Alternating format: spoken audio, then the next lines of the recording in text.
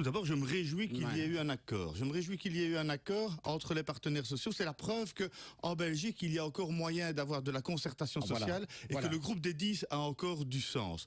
Je suis content de finalement ce double accord. On parle beaucoup de l'accord de cette nuit de l'AIP, mais il y a aussi l'accord sur l'enveloppe bien-être. 1 milliard à redistribuer pour augmenter les allocations sociales.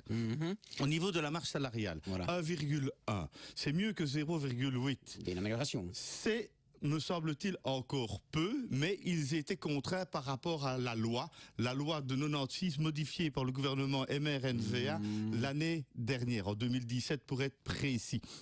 C'est d'ailleurs pour ça que j'ai déposé une proposition pour revenir en arrière et laisser plus de marge de liberté pour les partenaires sociaux.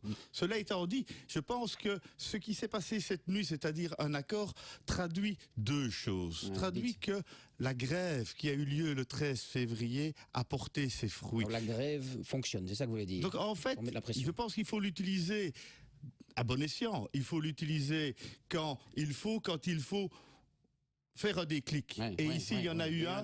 Ils se sont remis autour de la table avec un autre état d'esprit. Je pense aussi que le fait que le gouvernement soit en affaires courantes fait en sorte que les patrons se sentent moins protégés par le gouvernement MRNVA et sont plus enclins à la négociation.